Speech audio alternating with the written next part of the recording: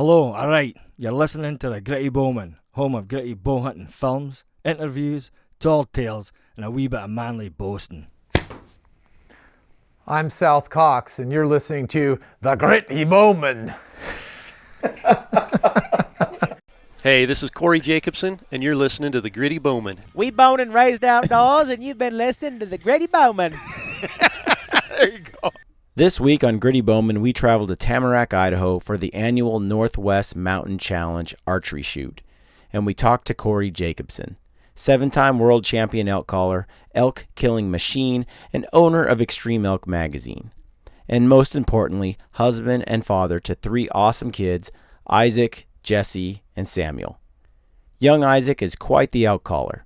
Here he is giving my hunting partners, Ben and Anthony, a lesson on how to bugle with attitude.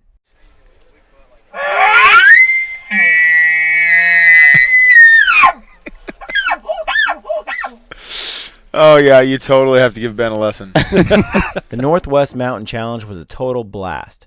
After Corey graciously spent the late afternoon shooting this podcast with us, we had the pleasure of spending the evening shooting our bows on the night course with he and his family. We met his lovely wife, Jennifer, who is super cool for many reasons, not least of which because she's an archer and shoots a cool bow. Donnie Drake, Corey's longtime friend and hunting partner, shot the night course with us, and we were able to get a glimpse of the brotherhood these men share. In today's podcast, you'll hear about what makes a good hunting partner. Corey will tell you how long he's hunted with his hunting partners and why, and you'll learn about things such as Corey's dream situation for killing big bulls. If you like this show, please go to our website at grittybowman.com and subscribe to this podcast and tell your mates and pals about us. Do us a favour and please take a moment to leave us a rating or a review on iTunes or on our YouTube channel. Send your questions and podcast ideas to grittybowman@gmail.com. If you're listening to this on iTunes, you can see the video version of this podcast on our website at www.grittybowman.com. If you missed the Northwest Mountain Challenge in Tamarack, Idaho, you can still attend the Northwest Mountain Challenge at the Hoodoo Ski Resort in Oregon on July 24th, 25th, and 26th. There are 4 3D courses on the mountain, including a kids course. There are archery competitions, raffles, and more. The full draw film tour will be at Hoodoo Saturday night with a presentation of the film tour on a big outdoor screen. And you can see our film there. We hope to see you at Hoodoo. Well, hey folks, welcome to the Gritty Bowman podcast. We're glad you could be here. We're glad we got Corey Jacobson here, and he's our guinea pig. This is our first time attempting this kind of venue for a podcast. On site at the My Northwest first time. Mountain Challenge. Yeah. Yep. My first time doing it on location as well. So And this is the first time that I've had Ben and Anthony on the podcast. Yeah. So It's a special time when you can get me out from Virginia. Mosquitoes are trying to eat me alive here. that's right. Ben is actually related to me by blood, but I don't know how. well, at the end of tonight, I think with these mosquitoes, we're all We're going to gonna be related by blood. Seriously. That's right. All right. So we had a bunch of questions for you, okay? And we're just kind of not in any particular order here. I heard you on the Cody Rich or the Rich Outdoors podcast the other day. Loved that podcast. And so I already got a lot of the information from you from that podcast. Some folks haven't heard it. They should go look it up. So I'm going to ask you some other questions that are a little different. So one of the questions I had for you was your hunting partners, Dirk Durham and Donnie Drake. How long have you known these guys, and why do you hunt with them? Great question. I ask myself the same thing every year. No, I've known Dirk since high school. We went to high school together. And, Which was where? Orfino. Okay. So for those of you who don't know where it is, it's on the Clearwater River, about halfway between Washington and Montana. So I did a few whitetail hunts up there once upon a time. Yeah, beautiful area. Dirk and I met. I think he was a junior. I was a sophomore in high school, and he moved into our high school. And one of the first days of school, we started talking, and he's like, hey, I'm an elk hunter. And I said, oh, I'm an elk hunter. He's like, want to go elk hunting tonight? And so literally we met in, I don't remember what class or if it was lunchtime or what, and 3 or 4 hours later, we're in the truck together going up elk hunting. Really? That's cool. And we've hunted together since then. Wow. Wow. So. That's a long time. It is. Because you're old. I am not old. I am approaching middle age. Yeah, I think we're all the we're same kind of age. old, Yeah, too. he's basically calling us old. Dude, we were swimming in the river today, in the lake down here by the way. Cascade Lake. Yeah, and 22-year-old Wes was there. From the Full Draw Film Tour. Yes. And we got in a little competition. We had some little manly we competitions swam going on. out to this buoy Ooh. and back, and it was a race. And Wes, I wanted to swim to the buoy. The first person to the buoy wins. But Wes was like, no, swim around the buoy and back. I'm like, but there might be a collision. He's like, that's part of It's all part of the race. competition. Well, I didn't realize how dirty I needed to be to win that race. So when we got to the buoy, I beat him to the buoy. You beat him to the buoy. We thought you had it. We were pretty proud of you at that point. But Dang it! I got drowned and he beat me. But I blamed it on the fact that we found out he was 22, and so Yeah. he was about half our age, Yeah. which was really no excuse. But it's not a good excuse. anyway, Oh, it's a legit excuse. It may not be a good one, but it's legit. yeah. things Go are with that. stiffer than they used Yeah, to be. yep. The bones. So then I met Donnie. I worked at Micron down in Boise when I first graduated college and moved down there and got a job with Micron. And Donnie and I ended up in the same group together. And Okay. he had pictures of big bucks and bulls hanging on his cubicle wall. And I thought I need to talk to this guy. So Nice. I'll be honest, I don't know Donnie well. I met him last year up here. But your film last year, just watching him walk out to get a battery, was that right? He was hilarious. he, It was he has hilarious. a sense of humor. Yeah. Yeah. So, Yeah. So that on that note, we obviously you call too much. That I will not dispute that. It's a known fact. so you're like the 50th time world champion outcaller or something like that. How many is it now? It's You 7, lost track, haven't you? 8? when'd you start doing that? It's immaterial. When did you start doing those competitions? You were pretty young, or- The first one I did, I was in high school. Oh wow. Yeah. Well, and I'm curious, what would lead you to want to? I mean, for some people, that would terrify them to go Yeah. out and get into one of those competitions. I mean, It still does, but they give money. well, they give money. That's what I was It's a going to good say. incentive. I was going to say, why would you keep doing it? And then, of course, there's the payout. Yeah, So. it's all about money. I mean, that's So tell us though. Now, at that time, was your dad manufacturing elk calls? so. When we first started, he was not manufacturing elk calls. I think the first time I went was in 1992, which he started right in that time frame. I think it was 95 when he sold the patent to Primos. Okay. And Primos flew us down to Albuquerque for the RMEF World Championships. I think that was 95. So early 90s is about when Because your we dad started won going. some of those too, right? He has, yeah. He's won several times as well. So you had it. You probably had a good teacher. Yeah. It runs in the blood for Yeah. sure. Yeah. Yeah. Well, we wanted to, before we get into, how much you call and why, I wanted to keep asking you some questions about your hunting partners. So we've talked about this a lot because we have some pretty good chemistry and we've been close. I mean, Ben since birth and then Anthony, we've been friends since high school and since we were young, actually before high school. Grade school, really. Cub Scouts. I didn't like you guys that much then. I didn't like but- you either. Yeah, he was kind of Anthony. big and a bully, but Yeah. but now we've forgiven that past, and now we're like People close. can and change. People can. Yeah. I'm so And- lucky. So my question is, what do you think makes a good hunting partner?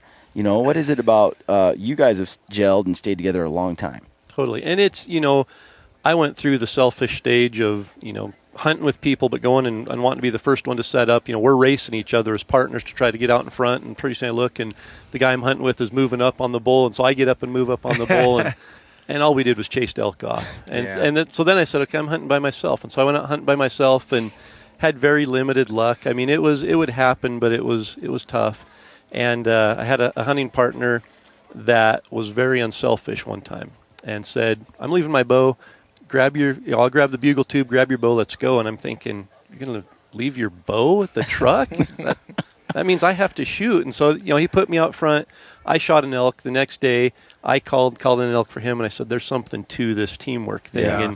And since then, it's always been, focused on the teamwork, the team. It's not about me killing an elk. It's not about Dirk killing an elk. It's about our team being successful. And it doesn't matter who pulls the trigger, who's behind the camera, who's behind the bugle tube. And everyone in the group, Donnie especially. Donnie's the most selfless person I've ever hunted with. And just, he doesn't even care if he kills anything. He just wants to be there and be a part of it. And sometimes we have to force him to pick up his bow and go hunt. So having a team like that together elevates the success way more than we could ever accomplish on our own. Okay. That sounds like a familiar story to me. It does. it does. It really does. Unselfishness. I would do anything to not pay these two a compliment. But the first time I hunted with them was the first experience I had really with partners who were totally unselfish. And we've hunted together ever since. It was one hunt. We went together, and it was the same story. It kind of helped that we had a little bit of success. Yeah, our first hunt together, we killed one bull on one trip, and then we went for the last 2 days of the season, and we each killed bulls on that 2-day trip. And it was a good trip. Yeah. Awesome. And really that unselfishness, dropping back, calling, working together, it made all the difference. And Anthony was really independent, hunted by himself, But like you said, though, very limited success. I'd like to say I was the most, I was the best elk hunter to never kill anything that walked the earth.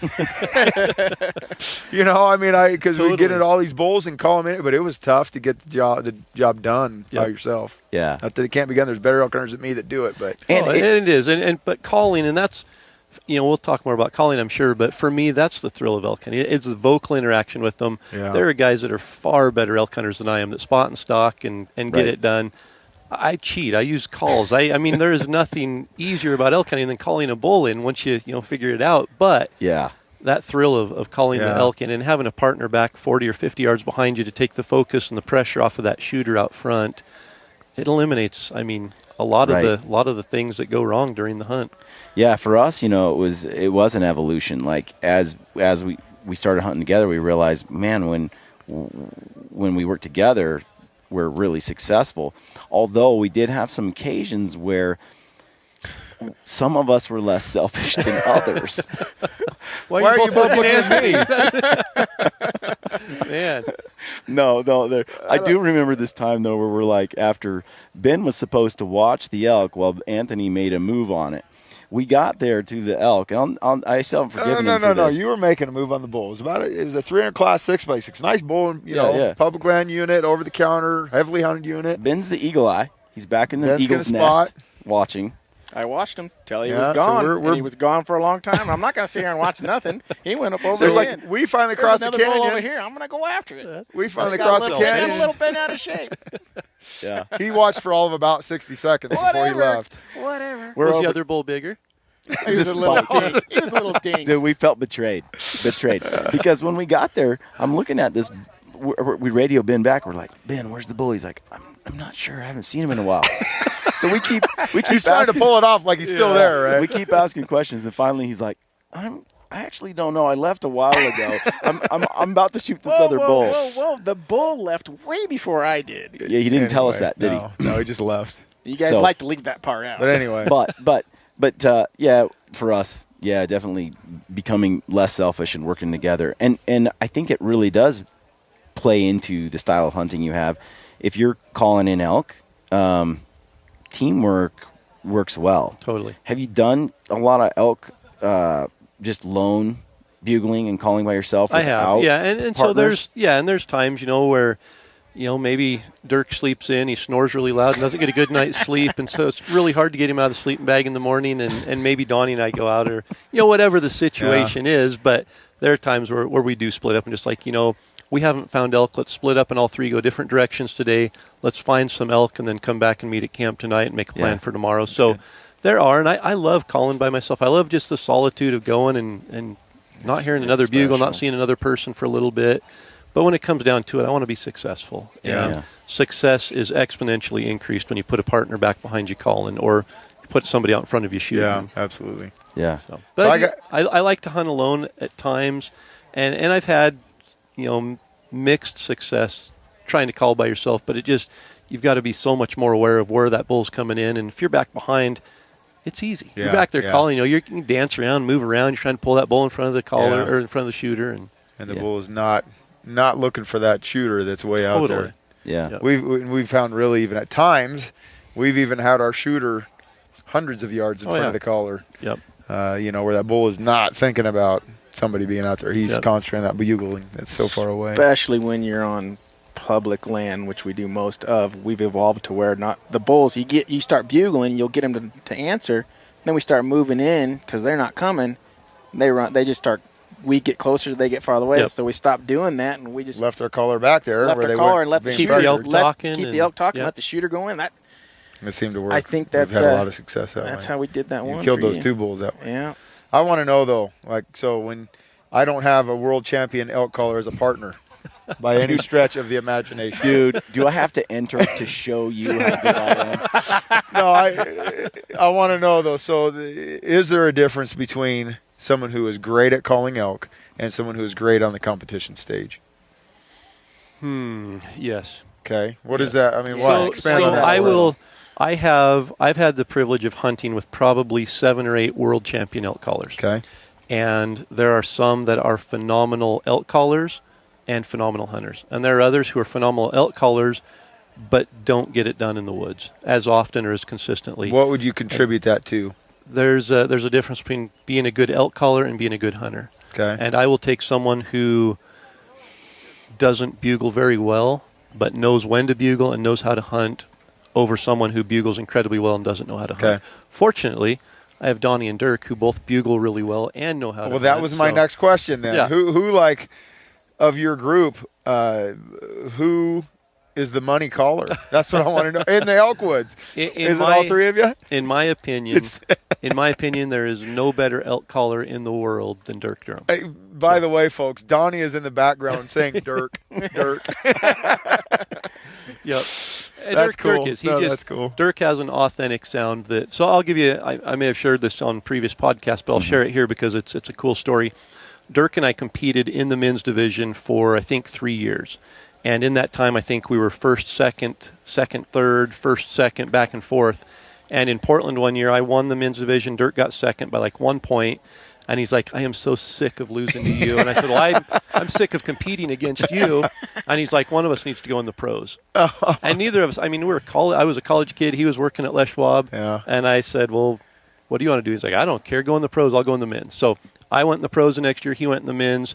I believe that next year I won the pros and he won the men's. Oh, wow. So it was like the best. Both of us, were able to celebrate and not feel like a little bit of tension there. Yeah. I just beat my best buddy and I'd it's love been to like beat my that best since. buddy. Yeah, I do too. maybe it would get older. I love to beat my best buddy. I don't like to get beat by him. There you So go. There it is. There it is. Yes. So in my opinion, Dirk would have won as many or more professional titles as I have won if he was in the professional division. He just great caller. Yeah. So I got a follow up to that then. So knowing when to call and how when and where to call, but not necessarily being the best caller.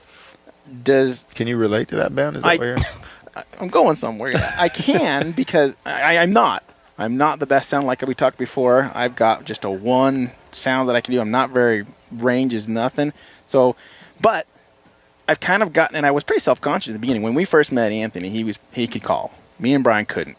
We had actually that's kind of Dude, I could do a bite and blow like nobody's business. yeah. So And a squeeze. I got that down. his thumbs were delicate? That's true. I guess sometimes we're out in the woods and you hear a bugle, you hear something call back. Oh, that's a hunter. That just sounds. I'm infamous for that. Aren't I? That I'm the sounds worst. horrible. But then we I'm get so a little skeptical. closer and we're like, well, we at least got to check it out. Sure enough, it's a bull. And sometimes it was a big bull. I think Grandpa, the one you shot there in Mount Emily.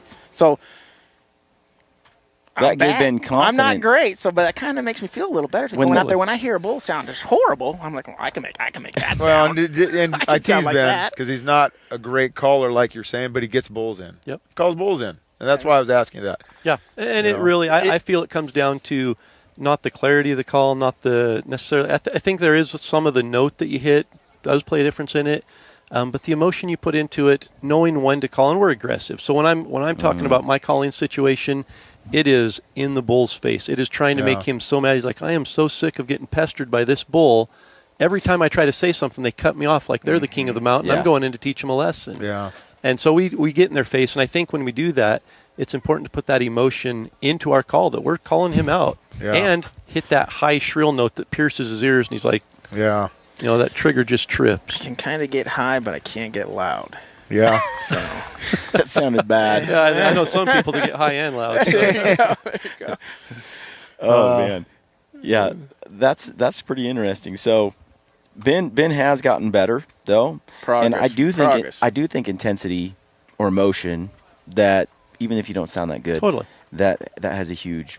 And you can hear it. You know, if Ben gets up and calls right now and gives us a little doodle-doo-doo, Right, bugle, right. it's like there's no emotion in that. If he gets up, even if he doesn't sound great, but he puts his emotion into it, you can tell that. Yeah. Standing behind a screen, you can tell, Yeah. and that guy's over there putting some effort into it. Is that part of the secret in calling on a stage then?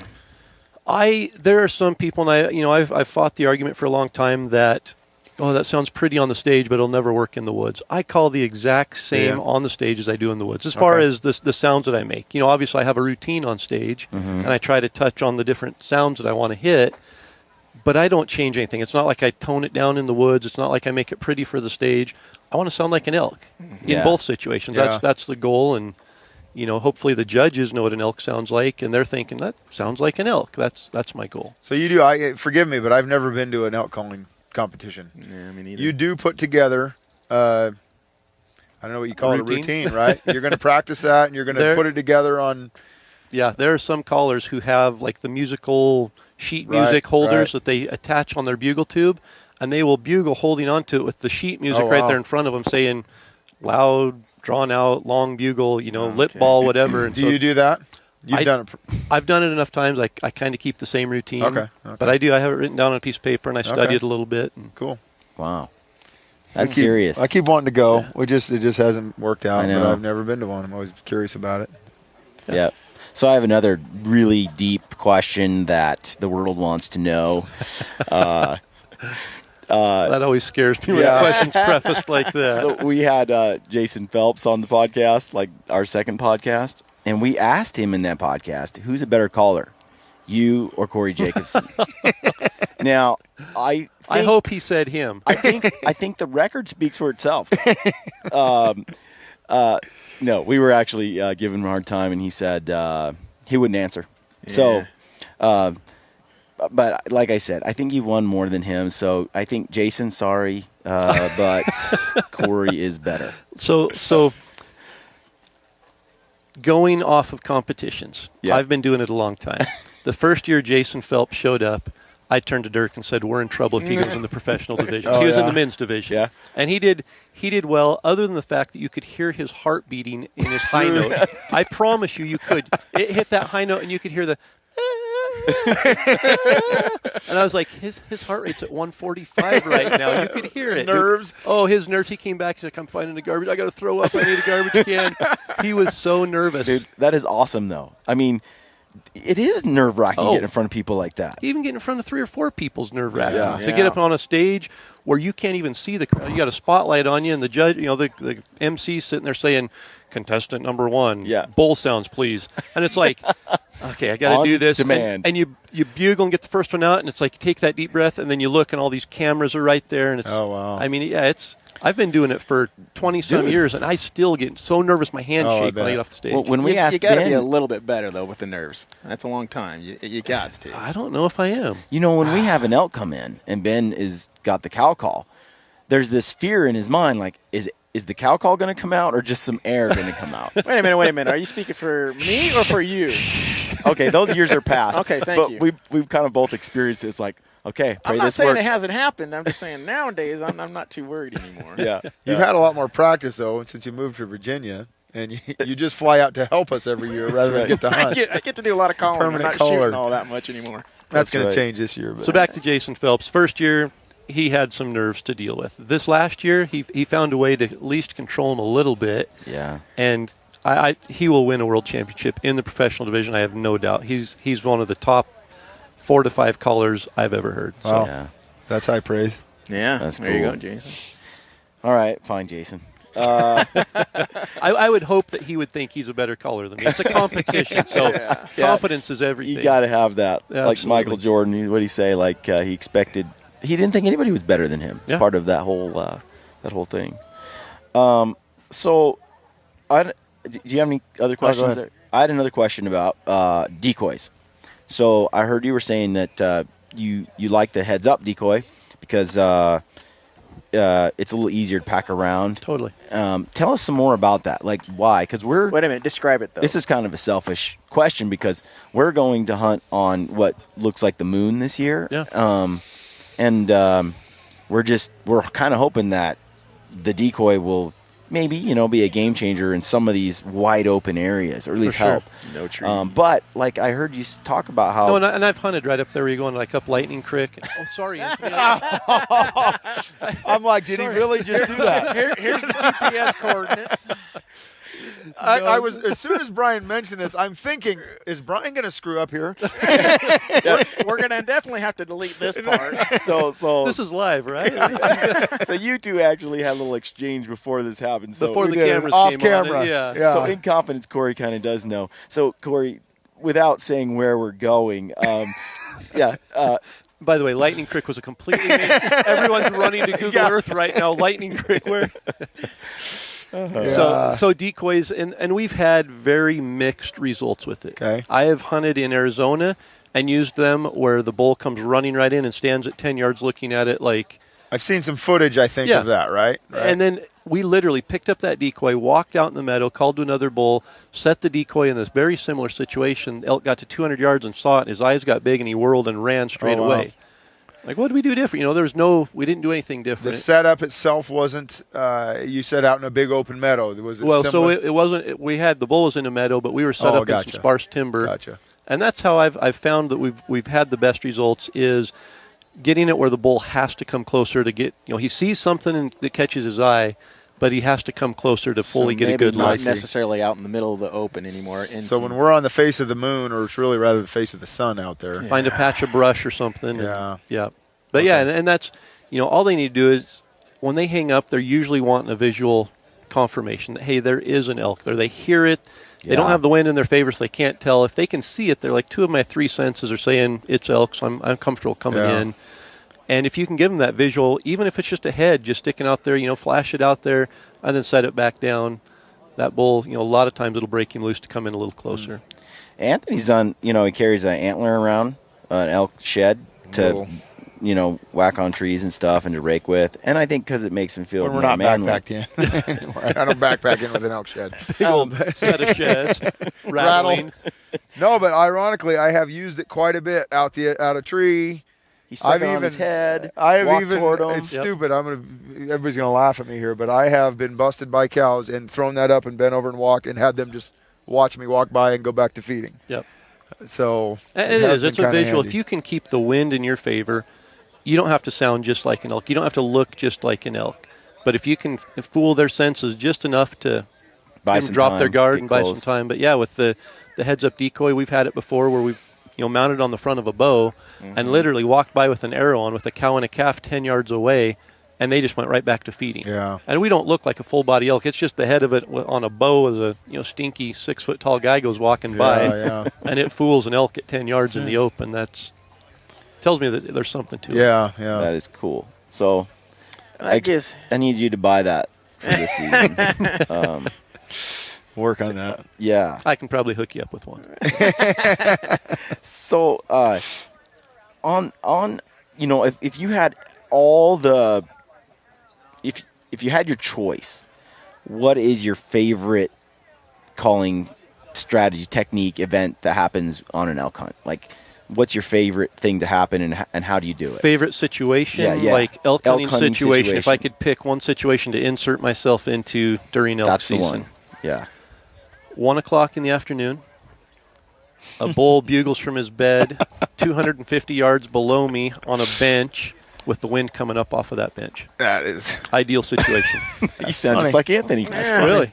I slip into 120, 150 yards, and that bull is in my lap within 90 seconds. That is, I would have said the exact same thing, word for word. Yeah. We kind of discovered that on some limited entry hunts with really high bull to cow ratios and low hunter pressure. Yep.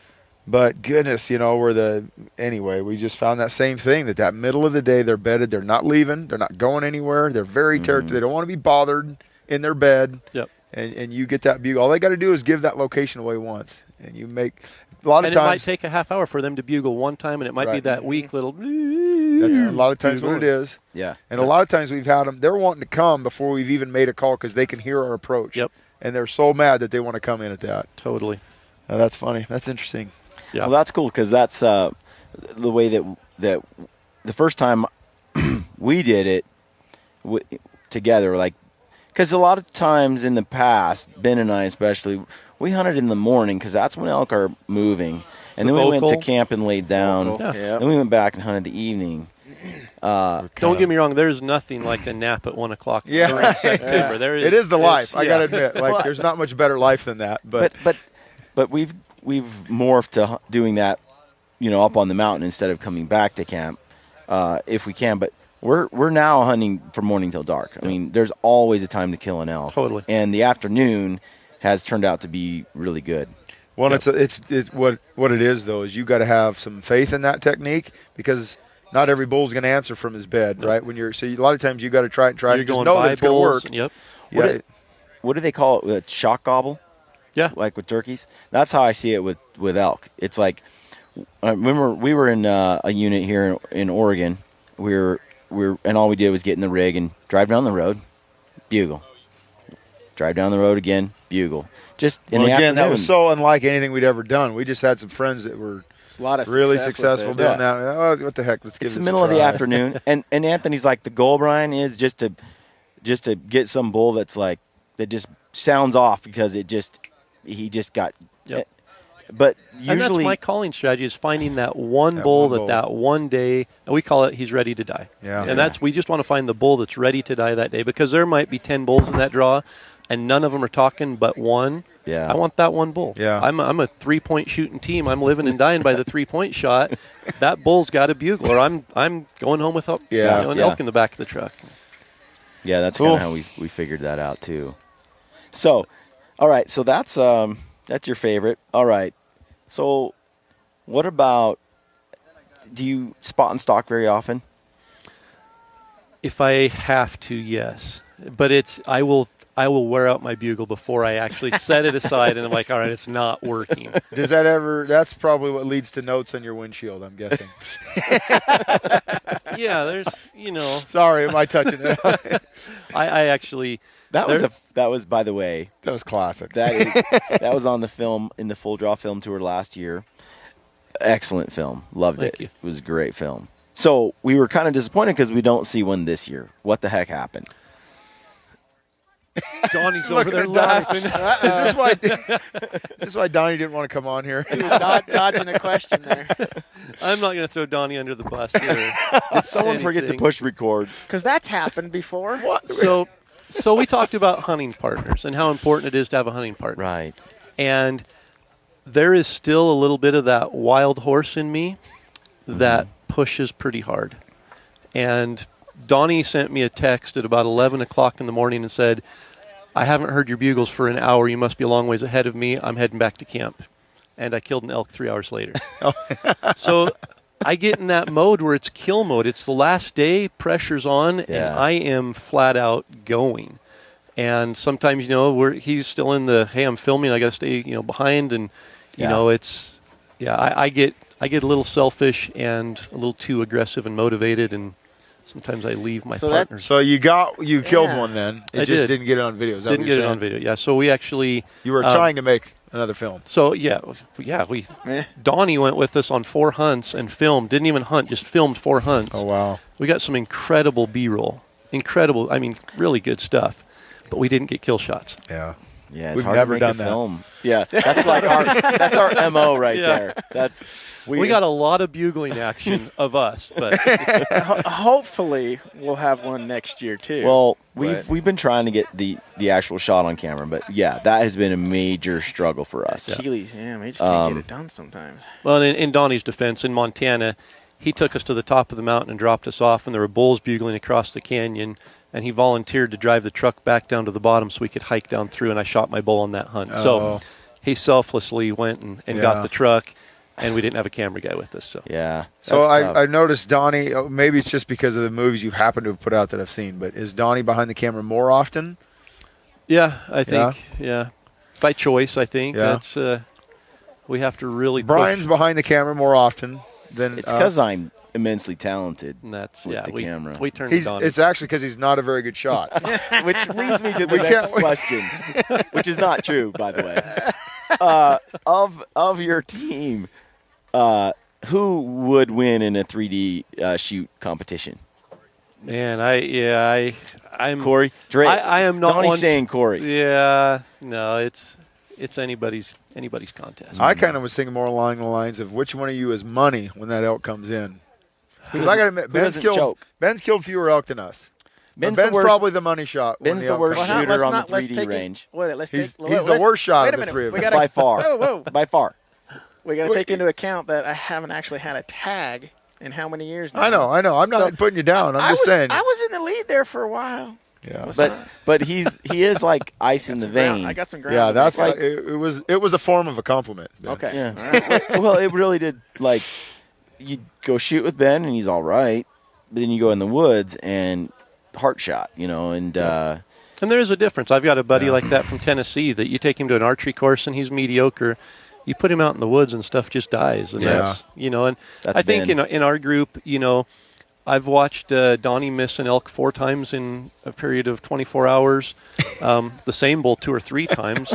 We managed to get it back in to try again. And Dirk, Dirk kills elk, but I think it's because I'm usually calling when he's shooting, and they get in so close that you can't miss. And me I've got longer shots. It seems like the elk just they hang up out there a little cautious, huh? Something doesn't sound right. There is something there. I'm not saying it's the collar or anything. But for some reason, they just hang up out there. Yeah. No, I have had a string of elk that. They're good shots. They're behind the shoulders, but they just go, and we've had to track them. Yeah. And there's been a few of them like that you start doubting yourself and questioning your confidence. And I've been the one that's had that. Dirk's had some shots that I shot low, and he ends up heart shooting, and it falls over right there, and that. So it's I don't know that any of us are. I probably shoot my bow more than the other two. So on a 3D course, I might come in a few points ahead, but Donnie today I'm sure he beat me today on the course. So, well, tell us about a little bit about what you're doing now. Okay, so we're disappointed you didn't have a film. We really hope you can get it done this next year. You dropped the ball, but so just a little bit to be able to save a little face with that. My son shot his first elk last year at 11 years old. I filmed the whole thing, got incredible footage. But he shot it with a rifle. Yeah. So we can't enter it in the Full Draw Film Tour, so it's in the hunting film tour. And it's one of the favorite films that I've seen. Just because it's an 11-year-old kid. His reaction, first time he's ever shot a big game animal. Yeah. It was, for a dad, it's priceless. My daughter drew a really nice elk tag this year, a youth tag. She turns 12 2 days before the season starts. So nice. She'll be. We're going to go film There's nothing like There's nothing better. And it's a shift. I mean, I'll admit there's some selfishness when it comes to hunting. Hard. I want to fill tags. It's hard. And now I've got to share that. And it's, they're certainly not saying, I have to share it with my kids type of thing. But there's a shifting of gears that takes place. Yeah. Is he your oldest then? Your first one to hunt? He's 12. My daughter, who's 10, actually shot a bear this spring. Oh, wow. And she wants to shoot an elk and a deer this fall. So I'm like, all right, calendar comes out. And So you're probably one of the type that are happy that Idaho changed that age. I was too. I heard a lot of people complaining about it. Parents, aren't responsible for their kids. And I'm like, well, if they're not responsible when they're 10, they're not responsible when they're 12 either. Totally. So I don't think anybody. I don't think a 20-year-old who's not responsible should be out toting around the gun shooting at animals. It didn't change because they dropped it to 10. Yeah. I thought it was a great move. Great move. So how did that moment go down? Because Anthony is like this. Get ready. Come on. Knock it off. Wait. This is unfair. Go ahead. I think Anthony and I are probably very similar in the fact that we are very driven. And it's hard to shift that gear to cater to a 10-year-old or an 11-year-old because they don't get on target as quickly. Yeah. That elk's moving through the trees. It's not a pull up and shoot like it is for us. Yeah. And I approached it that way. I asked him, Do you want to hunt? Do you want me to carry the camera? Do you want, how do you want it to do? He even, I pulled out the 243 and he's like, isn't that Mom's gun? Dude, you're 11. You're 80 pounds. Yes, it's Mom's gun. Be grateful that we have Mom's gun. And he looked at the gun case and said, is your gun in there? And I said, yeah. And he's like, can I shoot it? And I'm like, buddy, this is a 300 Winchester short mag.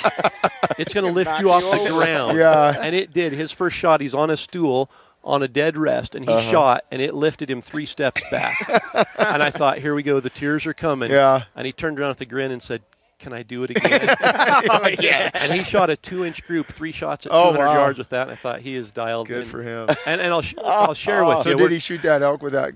With the 300 Winchester Oh, short wow. mag. And I'll share with you, I'm not a long-range shooter. For archery or for rifle, I'm not the 1,000-yard guy. I'm not a 100-yard guy with a bow. It was dialed in. It was zeroed at 300 yards. His groups were tight. This elk had no idea we were there. He had a good rest. It was 416 yards. Oh, my goodness. Wow. And he center punched it right behind the shoulder, made a great shot. Wow. I didn't know exactly where he had hit. And the bull ran out another 100 yards and stopped and is, standing there. And I didn't know if he had shot, if he hit it good or not. And I said, buddy, it's 509 yards. That's, 31 inches of drop.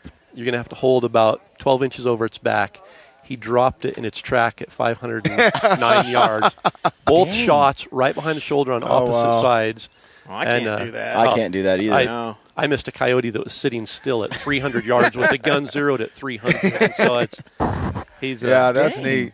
That is neat. I had some youth hunts, kids hunts this year that went very similarly. I didn't pull through like you did and get a great video of it. I got actually pretty It's poor still video good. of it. It's great video, dude. It's all right, but yeah, we had the same thing. Daughter had a good elk tag. We talked about that earlier. Same elk tag you had drawn quite a few years ago, but able to get it done on a nice bull. That was actually her second bull. She was 13. She killed a bull her last year hunting, opening day of elk season. Killed a nice 5x5. So it's just great. It's It is really a neat. big shift. And Brian is right. I have had my 10-year-old son this year hunted for the first time. And the first buck we put him on was a really nice 160-inch buck, and I got a little too intense. We have video of that as well. And it will never be shown. But I self-corrected, and the next time we got him on a real nice 3x4, he was able to make a good one-shot kill. And it's a big shift. It's a big shift. It is, and you have to. I'm very, I don't know what passionate, I guess is the word. Yeah. And sometimes that passion comes across a little Anthony's short-tempered. Yeah. And, I have shifted gears. My wife's over there I was making going to say faces at me now. that looks like your wife's agreeing with you there. Well, I'm not short-tempered. Maybe We I get came out wrong. misunderstood, I think. Passionate. We really get I'm passionate. misunderstood. Passion. Yeah. So, my son, he shot a white-tailed deer a week later with the rifle. And then my daughter, we went out there. And I really toned it down for them. I really made it about them so that it wasn't a bad experience. It's like, I don't want to hunt with Dad again. He's mean. And, you've got to be careful with that. Because You do. Like Anthony's father, went out and Anthony went off on a few. Me and Ben took him aside and we're like, Anthony, He's up on Dad. He doesn't want an elk as bad as you want him to have an elk. Yeah. That's what I had to realize. And Anthony even, he's like, okay, I actually need to pull myself out of this a little bit. How about you be next to Dad, and I'll go over here, and so I'm hunting elk. I remember I have this video which I haven't finished editing it up yet, but I'm with Anthony. We're in Arizona, and this big bull walks out, and Anthony's there, and he's like, shoot it, Brian, shoot it, hurry up, shoot it, Brian, shoot it. I don't know why he was taking so long, but so the bull's about 2 seconds is the too bull's long. The bull's about to walk into this opening where I have this perfect shooting lane. I got my cow call ready. I'm going to nail this thing. And it steps out where Anthony can see it It was from a 3 great feet shooting away. lane from my and view. And he cow calls and stops it. But now he stopped it not in my shooting your lane, lane. but his. So I have to do this little did shuffle. you or did you not bring that bull home? That's a secret. They got to watch the film. All right. No, but that intensity I've observed with Anthony and Misunderstood. but it's really neat though because his kids are into hunting and into the outdoors and they'll have that next passion. generation is there, But you have to break them into it slowly. You can't, that passion will break them. Yeah. And it will if it's not harnessed. I got a question for you, and it's your kids. You mentioned before you started real young with the calls and everything, and going back to the passion for them and everything. I have kids also. I took my son out for the first time last year, hunting whitetail. It was a good experience, long story and everything, but he managed to get his first buck fever out of his system, so that we got that taken care of. Now we can go forward and see what happens. But. So there's a first, and then there's a difference between the rest of them, because I'm still getting that first one out. I don't know. That first one I did. I told him for Ben, he's Iceman here, but the rest of us, we still have buck fever. It's crazy. I think I did it all on my very first time that I ever had an animal in front of me. It's a crazy story. I'll tell you later if it's long, but but it involves an empty gun and casings everywhere. No deer on the ground. No. It's okay. There was 3 deer out in the middle of this big old clear cut. They're right there. Me and my dad are driving by. We stop, get out, and before he could even get out, I had run, and I didn't even put the gun down. I just emptied all these shells, and my he smoked that clear cut. I did. My 4x9 scope was dialed, and I had the entire clear cut. I wasn't looking on one animal. I was like I was flinging them in the right direction, but that's all there was. And flock shooting. I had 3 shots out, and my dad comes up. He finally gets his gun out, gets out, and he's looking at me, and I'm like, Dad, shoot! Dad, shoot! Help me out here. He's just shaking his head. By that time, they're running. I mean, anyway, it was. I got it all out then. But so back to my question. The kids, they're such individuals. I mean, some people talked with some other people, and I've heard some other podcast guys who are talking about where like us, we're pretty intense. We get into hunting. We really thoroughly enjoy it. I honestly believe that some of my children don't. Yeah. I have hopes for I'm not going to start naming stuff. But I have hopes for some of them. But I flat out know some of them they just don't have it. Yours are. I got to admit, my oldest daughter started out hunting with me. She did everything with me in the outdoors her whole life from the time she was this big. Hunted, killed some elk, drew an Arizona tag, went down to Arizona. And I've always told my kids, I don't make decisions on what they shoot if they have a tag. It is up to them. If they draw a premium trophy tag and they want to shoot a spike, it is their hunt. I don't care. Totally.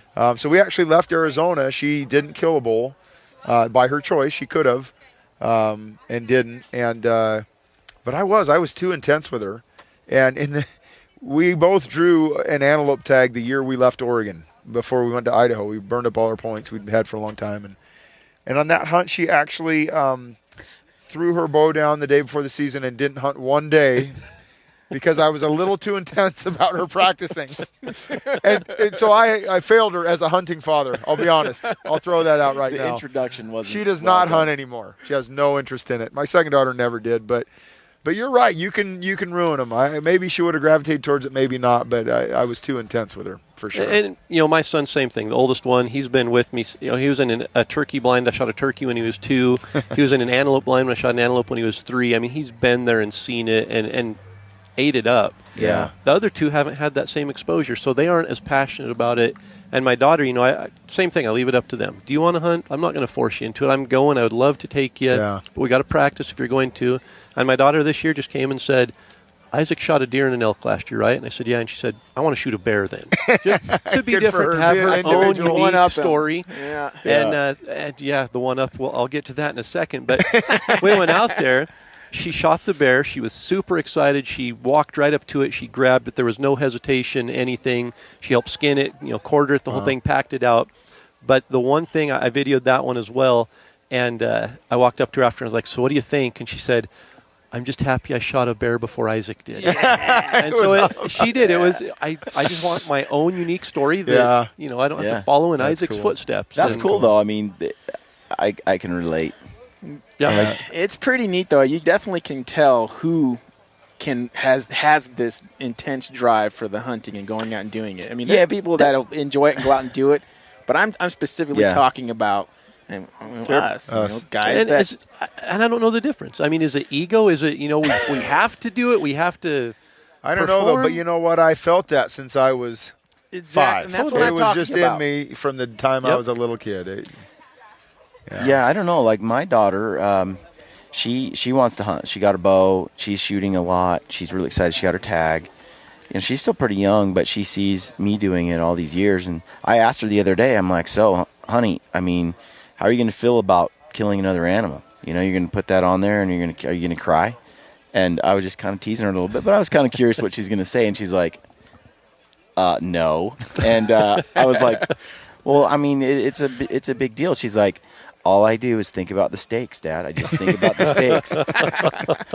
And that's so cool. And we've grown up eating elk steak and meat like that as our main food source. Yep. And we cook it really well. I mean, that's why I'm a big fan of Steve Ranilla, because the cooking part gets me. Yeah, because for a long time you didn't have a clue what you were doing. No. In fact, I didn't really like meat much because and you hear people say elk meat's gamey or something like that. Gamey? I've never had a gamey elk steak. They asked me about that. I was like, Amy, I don't know what you're talking about. But when you don't know how to cook game meat, or you don't know how to take care of it in the field. It wasn't until we met Anthony and he was cooking food for us, I was like, this is good. Wow. This is elk? This is elk? Yeah. When your wives, I think, even. Oh, yeah. Were like, why can't you guys cook it like he does? Yeah. My wife has learned your wife from especially, you. huh? She's learned from you, man. She can cook some good food now. Yeah. I'm useless. I don't. That I can't. that I think the whole eating your food, and she's like, deal. Dad, I've watched you gut. I've helped you skin. I've touched the hoofs. I've carried them. I've done this, and having been there and done that so much, but also having seen what we take in the field go on the table, that has a huge impact on my kids. They're like, I want to go out and get food for the family. Definitely. And so even though, and I really think that has a lot to do with their drive for hunting. If we hadn't had that so much, I don't know. That's just one hunch I have, is that's part of it. And my earliest memories too of that are, going out and traipsing around with my dad or my parents, my grandparents, and coming home and throwing a deer on the kitchen table. And as a family sitting there cutting and wrapping, and before I could wrap and do it right, I'm writing white-tailed deer, 1979 or whatever on the package. And and it's part of it. And it's, do we need meat to survive? No, we're going to survive without meat. But it's who we are. It's the way that we were raised. It's providing meat for our family. We haven't bought beef ever. I've been married for. You better get that right. She's looking at you. She's looking at you. Right there. 14 years, and we have never. I mean, we'll buy a package of beef to have a really cool barbecue once every 2 or 3 years, but we don't buy meat. We're the same way. We provide it from organic. And you know what? It's a skill that too many people are detached from. Yeah. Detached from. Where how meat is made, right? Yeah, how meat is made. I'm still really curious though, like, what is that difference though? Yeah. Like, especially as I've seen Anthony and my uncle Kevin, he's a hunting fool, and all his kids have gone hunting and they've all shot big animals. High Point Outfitters, by the way. Yeah, he owns High Point Outfitters in Arizona, and it's a passion. Yep. And his kids are part of that. But not all the kids, like all the girls, they like hunting, they can use a gun. Their they grew up in husbands all Arizona, hunt. so their bulls are bigger than ours. Yeah, and they've all killed stuff. That's right. His daughters killed bigger bulls than us. But I wouldn't say they're like, just dying to get out and do it like we are. Right. But they certainly. I've looked at it and said, is it ego? Is it, we want to be sitting behind an elk with a picture, and it's not. I mean, I love to share the experiences with others. The video and the pictures and all that are fun to share. And it's, that's our passion coming out, our ability to be able to say, guys, we love this. This is what we do.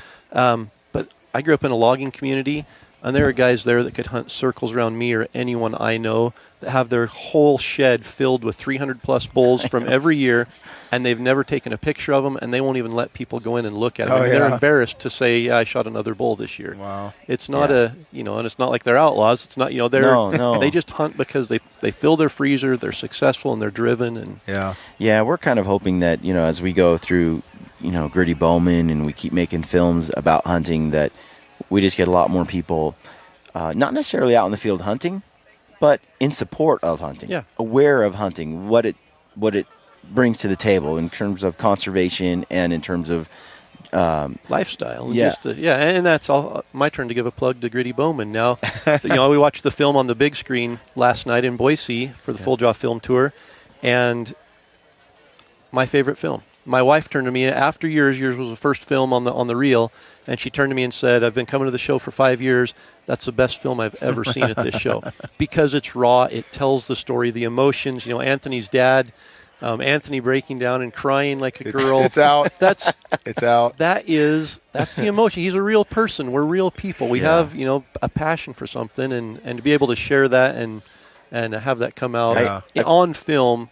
Yeah, that's what it's about. I've had a lot of friends that don't hunt or don't understand hunting. Then they watch that and they They changed. It's different. They go, okay, this is deeper than just ego or just going out and getting something with big antlers. Shooting an animal. Yeah. Right. Yeah. Well, and I don't know about you, but we are not real good. I think as hunters as a whole, but myself specifically, not real good at being able to explain that passion. Totally. Yeah. And that is a huge reason why what we're trying to show on film. We can't really put it into words very well. Yeah. We're sure hoping that it can Yep. show through in what we do and, and share it that way. And that was the same with us when we started Extreme Elk Magazine. It was that passion, the regular guy. We're nobody special. We came from a logging community, a little school, worked hard like everyone else. We're just regular guys. We aren't, there's nothing professional about what we do. We're not professional hunters. Yeah. And to be able to take a magazine and say, this is a magazine for real hunters, regular guys, the do-it-yourself, the public land, the guys who are out earning it. And there's, it's not a segregation between private land or guided or anything. Right. I have a lot of friends that are outfitters. My dad was an outfitter. Yeah. But it's just that passion of those guys they get it. And that's the biggest message that's been brought back to us is we love what you're doing because it feels like I'm there. I can relate to that. Exactly. You're putting pictures of 5 points in a magazine. Yeah, it doesn't really, seriously? it doesn't really matter. Does it? That is a groundbreaking, I think. That's the first thing we noticed about Extreme Elk was it's one of the only magazines where they were celebrating a hunt rather than the 400-inch rack. Yep. That's starting to. I'm liking that. I've noticed that the somewhat of a trend is going that way. You still have your top whatever that they just kill. They kill. By the way, kill, we'd all still love to kill. Oh, right. It's not a. You that's better not believe trying it. to hide that, but Yeah. But that's certainly not everything it's that's moving celebrated. that direction. And I that's what you're talking about. That's kind of why you did that. And that's why we're doing it. I think. And there's actually I've been hearing a lot of other people saying that same thing, and it's great to hear. It really is. And that's I go and do seminars, at some different shows, and it's all on elk hunting and just confidence and success and just trying to share what we've learned, in 30 years of elk hunting. Yeah. And if it makes someone a better elk hunter, great. If not, if they're at least entertained by a video clip, great. Yeah. But afterwards, I love the Q&As. I love Q&A because it's live, it's raw. They want to learn from it. But the thing that's frustrating is the young generation that's there. The first question they always ask is, what's the biggest bull you've ever shot score? What do I need to do to shoot a 400-inch bull? It's all about the numbers for them, and it takes away from you're chasing those numbers rather than I got to living the admit, dream. too, I think, in my opinion, some of that is due to how much video and how much access everybody has to this.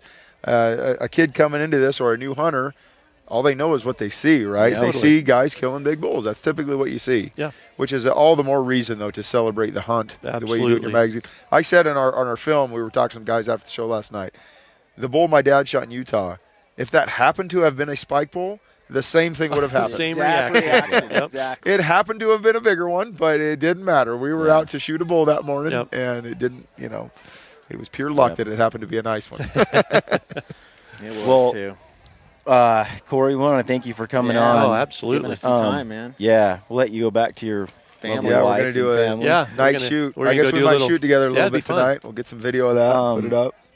Before you go, tell folks what you're working on, any projects, and how Extreme Elk.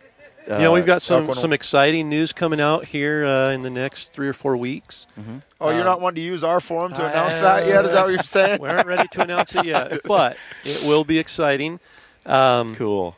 We drew general tags in Wyoming and Montana this year for elk, so going back over there and I was going to ask you that. Sorry, I know we're trying to close up here, but you go on about how many elk hunts a year? so that's Get that bug off you. It's a great It's been a question. big So bug. I hunted Colorado 5 or 6 years ago, and Donnie and I went down there. We hunted for 12 days. So with travel and everything, I was gone for 2 weeks. After about day 8 or 9, I was ready to come back home. But I hadn't filled my tags, so I was ready to keep hunting hard, and I was torn. And I came back home, and my wife and I talked, and I said, I'm not going to be gone for 2 weeks, and it's too hard. My children are young. It's hard on her, but it's, I don't like to be away from them.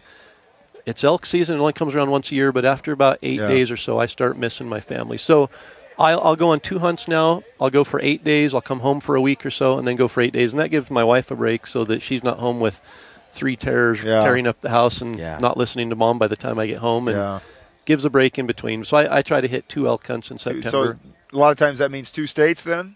Yeah. Okay. Idaho, you can buy 2 tags. You could do that in Idaho. But I've struggled in Idaho the last few years, so I really love Wyoming. Montana we hunted last year and struggled, so I'm giving it another shot this year. I've got Colorado to hit again soon, and you'll find the same thing probably I have.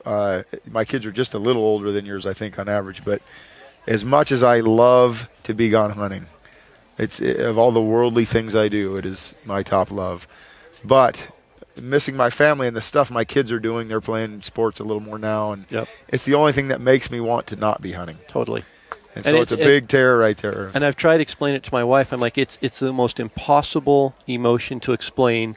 The excitement that builds up to go hunting all season for 11 months. There's excitement. I mean, it's like all you dream about. Yeah. And the first day when you leave home, there's a feeling of guilt and of sadness. Yeah. And then you get out there and you get into the hunt and things start picking up and it's good again. And then about day 7 or day 8, that sadness and missing the family comes back in, and it's like you're torn. You want to be there. You want to be chasing elk, but you want to be back home. And it's like you get home and you miss elk, and you get elk hunt and you miss home. But I've kind of thought both of those things make you miss the other one all the more, right? Yep. I mean, it kind of.